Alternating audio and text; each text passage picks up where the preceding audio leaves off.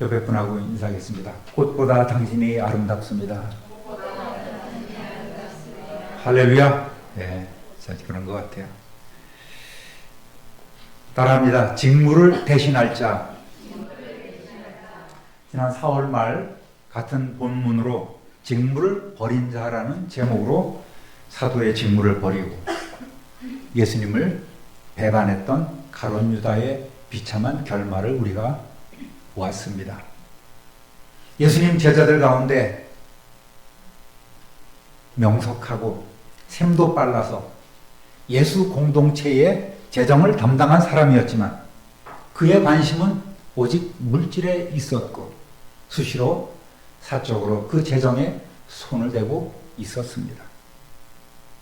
급기야는 예수님의 죽음 앞에서 그동안 자신이 투자한 시간과 또 모든 힘들을 조금이라도 보상받기 위해 예수 잡는 자들의 길잡이가 되어서 예수님을 팔아넘기기로 작정하였습니다. 예수님께서 회개할 기회를 직접 주셨음에도 불구하고 유다는 그 직무를 버리고 인간의 탐욕과 당시 교권자의 핍박과 사탄의 괴략이 힘을 합쳐서 예수님을 죽게 합니다. 그러나 가룟 유다의 배신과 또 예수님을 죽이고자 하는 모든 사탄의 흉계는 예수 그리스도를 통해서 언약대로 우리의 구원을 이루어 주시라는 하나님의 계획하심이었다. 이런 사실을 우리가 깨닫게 되었습니다. 결국 유다는 하나님의 심판으로 비참한 최후를 맞이하게 됩니다. 시편 109편 7절 8절 읽어보겠습니다. 그가 심판을 받을 때에 죄인이 되어 나오게 하시며 그의 기도가 죄로 변하게 하시며 그의 연수를 짧게 하시며 그의 직분을 타인이 빼앗게 하시며 아멘. 부활의 증인으로 또 사도로 살아가야 할 그의 삶이 망해도 완전히 망해버렸습니다. 그의 욕심과는 달리 그는 아무것도 손에 놓지 못했습니다. 저는 제일 끔찍한 일이 그의 기도가 죄로 변하게 하라는 이 말씀도 참 두려운 말씀이 아닌가 싶습니다. 위선적이고 계산적이고 가증한 사람이라면 그가 하는 모든 기도가 결국 그에게 복이 아니라 참으로 죄로 된다는 사실을. 제일 안타까운 일은 이 가룟 유다가 그의 직분을 빼앗긴 것이죠. 구약의 예언이 현실화되었습니다. 예수님의 부활 승천 이후 제자들은 모여서 먼저 가룟 유다의 직무를 대신할 한 사람의 사도를 세우고자 하였습니다. 이 일은 사도들끼리 쑥덕쑥덕해서 누구 세웁시다, 그럽시다 하고 세울 일이 아니었습니다. 마음에 끌리는 대로 세울 수는 없는 일입니다. 베드로는 120명이나 되는 성도들이 기도하러 모인 가운데에 이 문제를 공론화해서 논란의 여지를 없도록 했습니다. 따라하겠습니다. 부활의 증인이 되어야 합니다. 21절 함께 읽어봅니다. 이러함으로 요한의 세례로부터 우리 가운데서 올리셔 가신 날까지 주 예수께서 우리 가운데 출입하실 때에 항상 우리와 함께 다니던 사람 중에 하나를 세워 우리와 더불어 예수께서 부활하심을 증언할 사람이 되게 하여야 하거늘. 아멘. 베드로는 누구나 다 쉽게 납득할 수 있는 사도의 자격을 두 가지를 말합니다. 첫 번째 자격은 예수님과 동고동락하면서 정말 가까이서 예수님의 가르침을 받은 예수님의 모든 능력을 체험하고 함께했던 공동체 내의 동역자여야 합니다. 아무리 성경에 박식하고 믿음이 좋다 하여도 함께 겪고 함께 일해온 사람이 아니면 안 된다는 말입니다. 예수님에겐 꼭 12제자만이 있는 것은 아닙니다. 가장 가까이서 예수님의 사역을 뒷바라지했던 여제자 그룹도 있었습니다. 또 누가복음 10장 1절 한번 읽어보겠습니다. 그 후에 주께서 따로 70인을 세우사 친히 가시려는 각 동네와 각 지역으로 둘씩 앞서 보내시며, 이와 같이 70명의 핵심 제자 그룹이 있었습니다. 앞에서도 12제자를 둘씩 짝지어서 보낸 일도 있었고, 여기서는 70명 제자로 확대되어서 이들도 역시 동일하게 둘씩 짝지어서 각 동네로 보냈습니다. 보통 70문도라고 이렇게 부르고 있습니다. 유대인들의 세계관은 이 세상에는 창세기 10장에 나오는 70개의 민족이 있다고 그들은 생각했습니다. 그래서 구약의 12지파에 대응해서 신약에서는 12사도, 구약의 70민족을 복음화시키기 위해서 70명의 문도가 세워졌다고도 이렇게 얘기하는 분도 있습니다. 이들에게도 12제자와 마찬가지로 예수 이름 권세를 주셨고, 그들은 나가서 귀신을 제어하며 병을 고치는 능력을 행하도록 하셨습니다.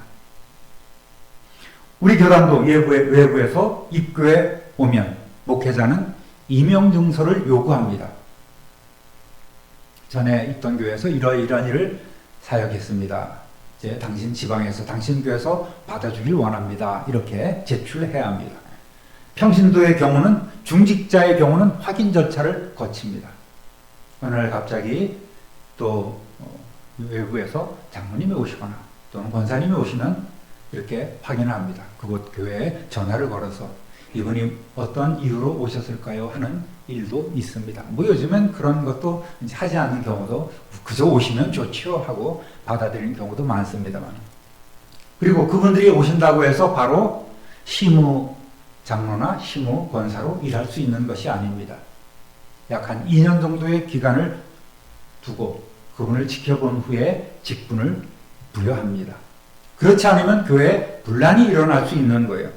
예를 들어서 외부에서 아무리 훌륭한 또 장로님, 권사님이 우리 교회에 오신다 해도 바로 시무일을 맡기지 않습니다.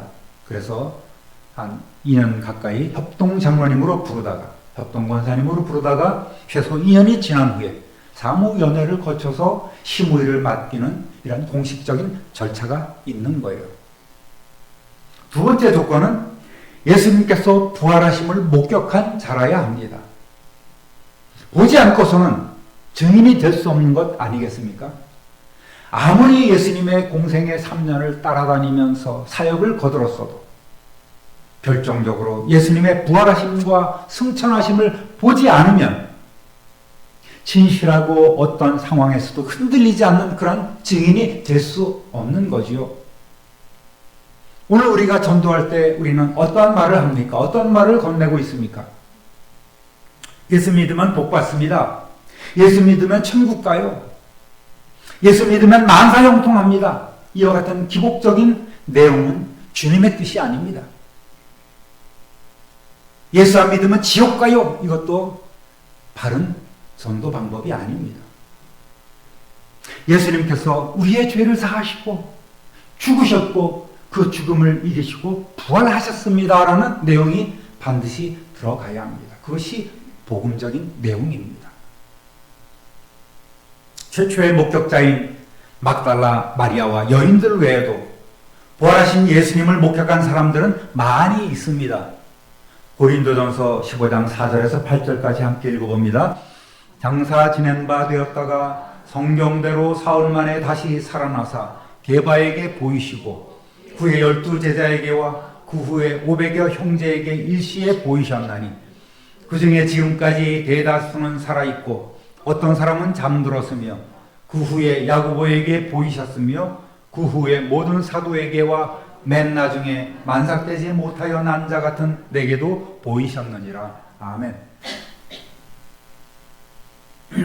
이렇게 두 가지 조건을 충족시킨 이들 가운데 함께 동역했던 분, 예수님의 부활을 직접 목격한 사람,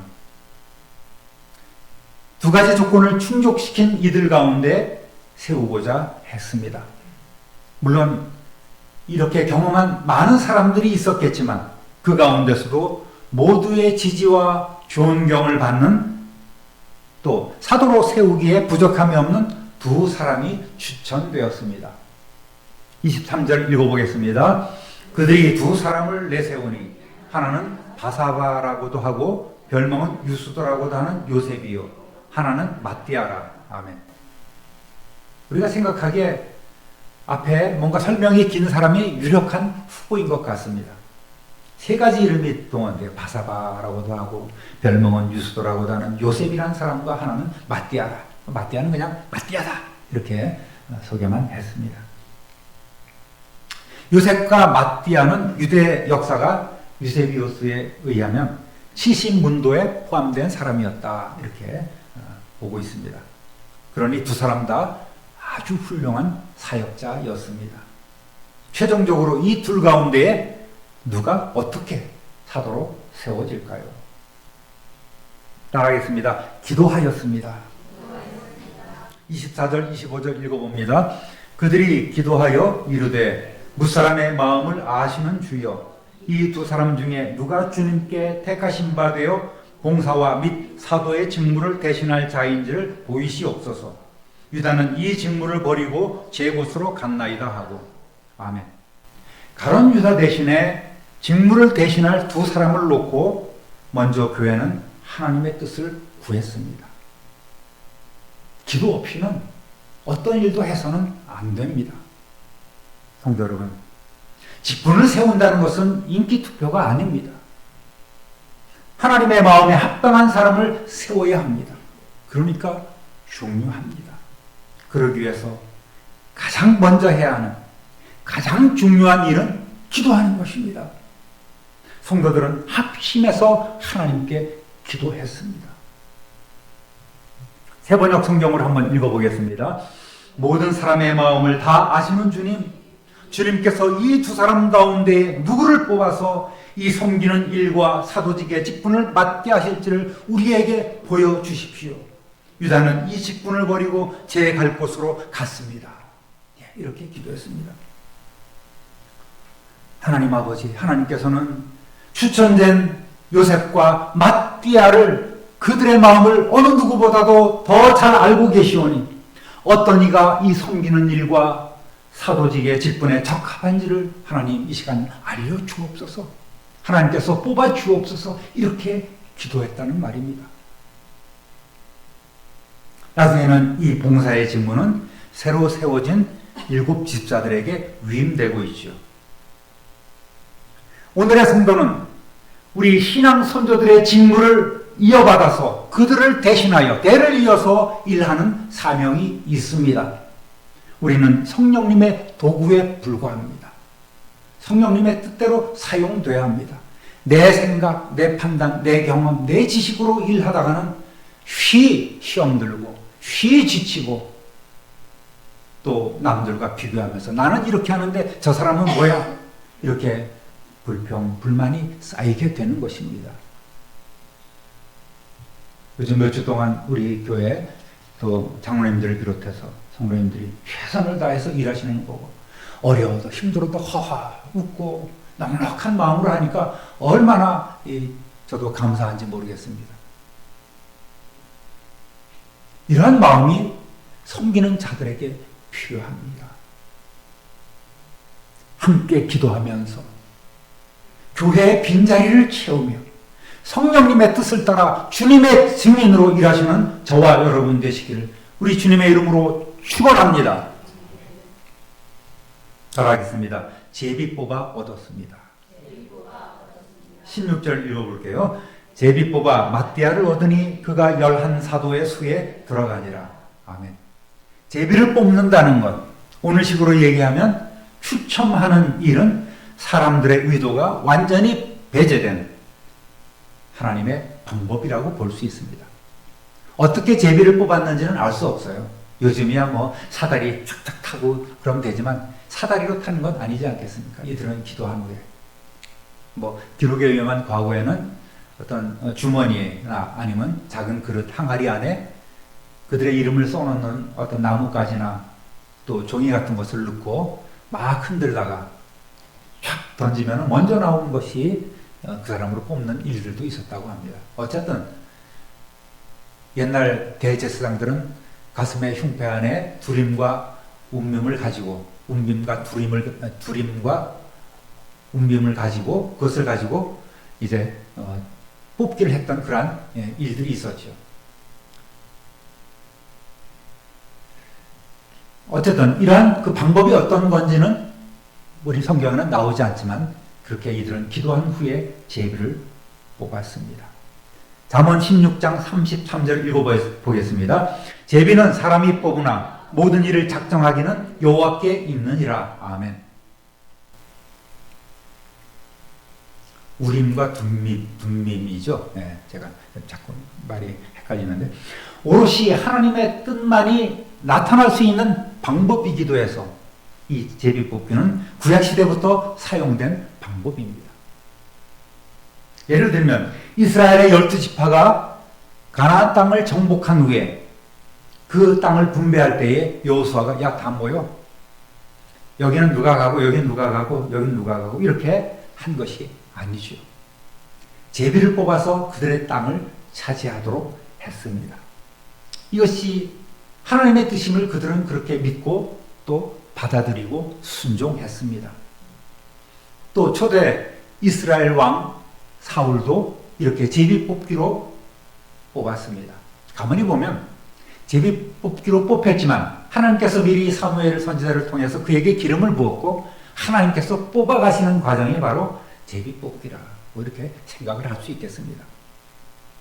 다윗 왕 때는 성전에서 일하는 그 제사장들의 반열을 정합니다. 또 찬양하고 성전을 파수하고 또 살림을 맡아서 봉사할 레위인들의 그 조편성과 직무도 이렇게 제비 뽑기로 결정했습니다. 그 외에도 많은 경우 예를 들면 아간이 죄를 졌지 않습니까? 그 아간을 뽑을 때도 제비를 뽑았고 또 요나도 제비로 뽑혔지 않습니까? 그러니까 하나님의 주권을 인정하면서 이들은 하나님의 뜻인 줄 믿고 순종했습니다. 그 결과에 깔끔하게 순복했던 것입니다. 제비 뽑은 결과 누가 됐습니까? 누가 됐어요? 마띠아가 됐습니다. 표면적으로는 좀 자세히 소개된 아까도 말씀드렸지만 바사바, 유스도라고 하는 그 요셉이 유력해 보였지만 하나님의 뜻은 마띠아를 세우는 것입니다. 아마도 당시 성도들 가운데에 마음속으로는 바사바 요셉을 지지하는 이들도 있었겠지요.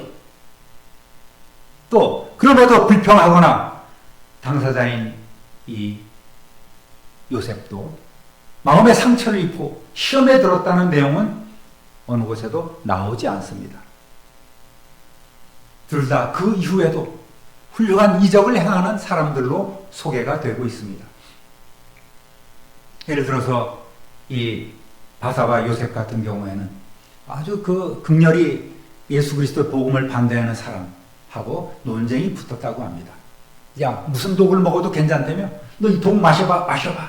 그렇게 도전을 해왔을 때는 그 독을 마시고 아무렇지도 않은 그러한 모습을 보여줌으로써 예수 그리스도의 그 말씀이 확실하다는 것을 그렇게 전하기도 했었습니다. 그러니까 이렇게 뽑힌 이후에도 아무런 무리 없이 이들은 다 충성하고 자기 맡은 자리에서 헌신했던 사실을 우리는 확인하고 있습니다.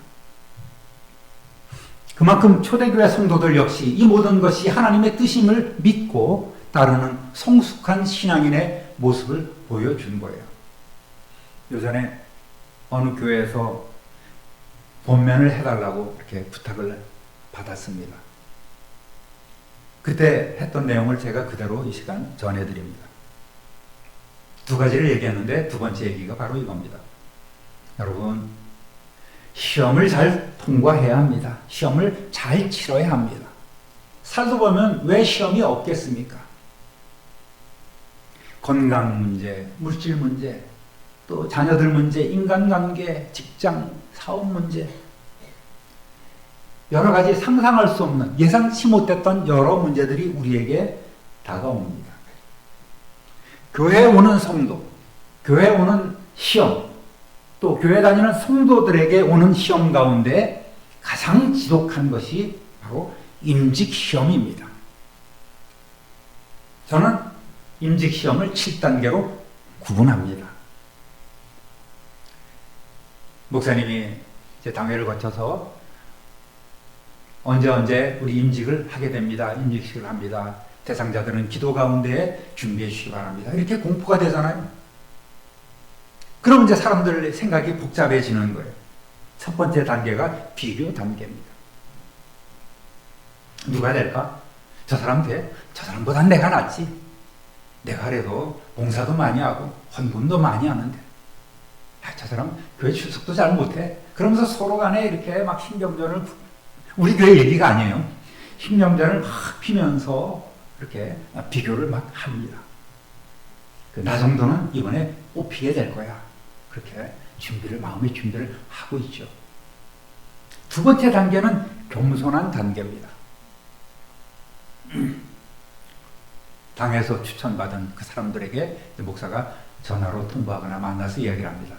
집사님, 이번에 권사 대상이신데 기도로 준비해 주시길 바라겠습니다. 이렇게 얘기를 합니다. 그러면 10이면 9, 9.9명은 아이고 목사님 저는 자격이 없어요. 믿음도 부족하고요. 제가 감당할 수 없습니다. 신앙도 부족하고 또 물질도 없고요. 하면서 얼마나 겸손하게 그걸 사용하는지. 겸손함을 보입니다. 정말 이런 겸손한 모습을 보면 목사는 굉장히 흐뭇하죠. 참 겸손하신 분이구나. 그래서 감동을 합니다. 그러고 나서 그래도 맡으셔야 합니다 하면 그때는 사양하는 거예요. 아닙니다. 저는 못합니다. 아마도 많은 계산을 하고 치밀한 그런 머리 굴림이 있었을지는 모르겠어요. 계산을 합니다. 사양을 해요. 그래도 한 번 더 권합니다. 근데 목사들이 순진하지 않습니까? 당신들이 못하겠다고 하는데, 맡을 수 없다고 하는데, 부족하다고 하는데 3번까지는 권유를 해야 되잖아요. 근데 2번 하고 그냥 권유를 안 하는 거예요.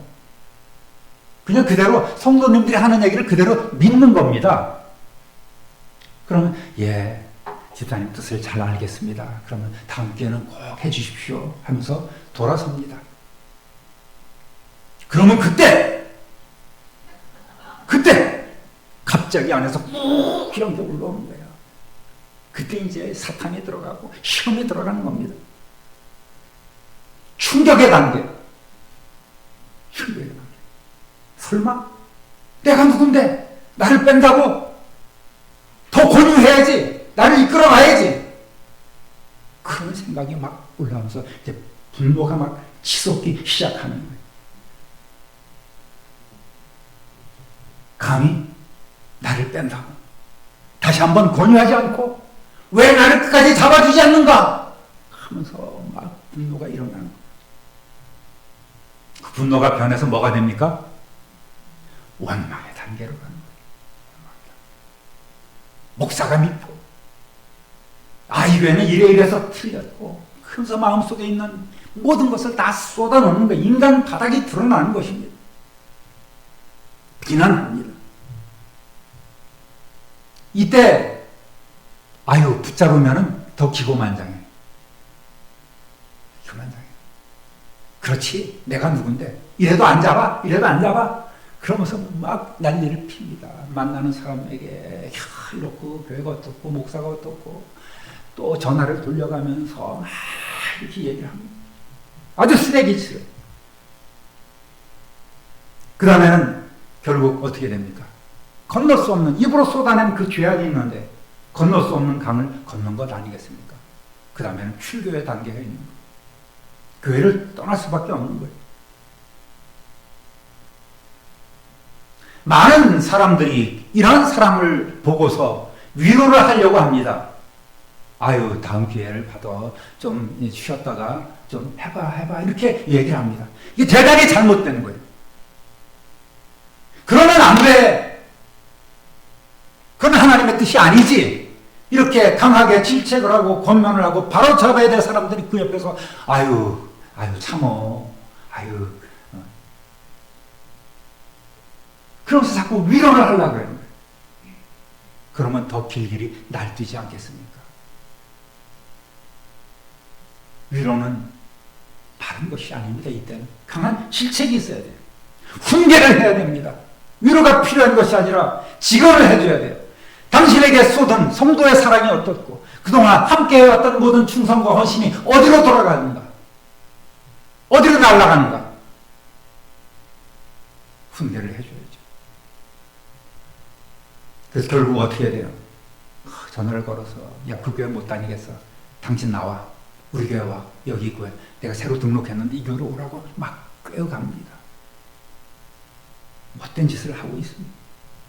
그래서 복 받겠습니까? 그 결국이 바로 유다처럼 제 곳으로 가게 되는 거예요.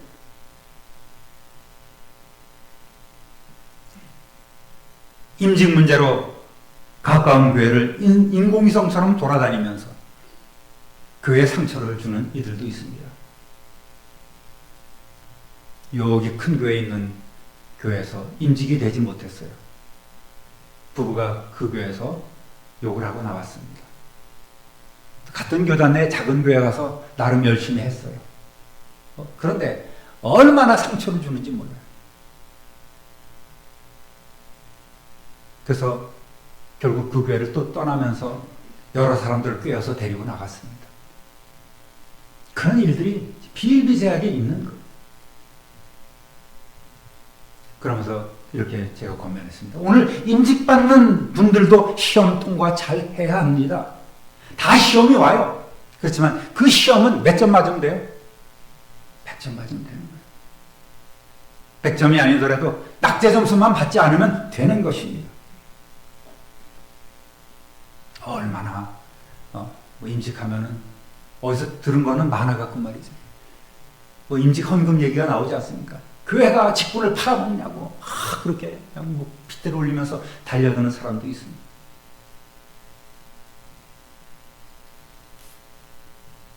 여러분, 돈 문제가 걸림돌이 왜 됩니까? 그 사람의 신앙이 깊고 충성하고 헌신할 마음이 있다면 아무 걸림돌이 되지 않는 거예요. 감사가 있고 하나님께 영광 돌리는 이러한 모습이 보여줘야만 되는데 많은 사람들이 이 시험에 걸려서 넘어지고 맙니다. 돈이 아까워서 직분을 못 받습니까? 그런 게 어디 있습니까? 여러분, 오늘 임직하신 분도 교만하지 말고 겸손하시기 바랍니다. 여러분이 탁월해서 세워지는 것이 아니라 하나님께서 세워놓으면 혹시 잘할까 기대하며 세워지는 분도 있습니다. 그렇게 얘기를 했어요. 그러니 겸손히 교회를 섬기고 목사님 돕고 성도를 돌아보시기 바랍니다. 또 앞으로 임직되실 분들도 이 시험을 잘 통과해야 합니다. 아이고 저거는 그래요. 저 인간은 나보다도 못한데 이번에 임직을 했어. 나는 이렇게 겸손하게 사양을 했는데 웃기네. 얼마나 못 빳빳하고 다니는지 내가 볼 거야. 그런 꼬부라진 마음으로 있단 말입니다. 여러분, 오늘 드리는 말씀 마음에 새기시고 겸손히 주님과 목회자와 성도들을 섬기는 성도 되시기를 축원합니다. 이렇게 권면했어요. 할렐루야. 우리 교회 얘기한 게 아니라 그렇게 그 교회 가서 얘기를 했단 말입니다. 사랑하는 우리 참빈 우리 교회 성도 여러분, 어제나 오늘이나 영원토록 동일하신 하나님께서는 우리의 모든 것을 우리보다 더 잘 알고 계십니다. 하나님께서 세우실 때에 순종하며 더 충성해야 합니다. 이 바사바 요셉이 상처를 입고 그 예루살렘 교회를 떠나고 사도들을 비난하고 성도들을 비난하고 교회를 비난했다면 그는 아무 쓸모없는 인생이 되었을 것입니다. 또 그런 일로 상처받은 사람들이 교회를 떠났다면 아무도 구원받는 자의 자리에 설 수가 없었을 것입니다. 하나님께서 세우실 때에 순종하시고 더 충성해야 합니다. 초대교회 성도들처럼 기도에 힘쓰고 성령 충만해야만 사명을 감당할 수 있다는 말입니다. 그렇지 않으면 너무나 쉽게 시험에 들고 너무나 쉽게 넘어지게 되는 거예요. 여러분이 맡은 직분에 걸맞는 충성 다하시면서 주님 다시 오실 때까지 우리 신앙 선배들의 그런 직무를 대신해서 더 헌신해가는 저와 여러분 되시기를 우리 구주 예수 그리스도의 이름으로 축원합니다. 축원합니다. 축원합니다.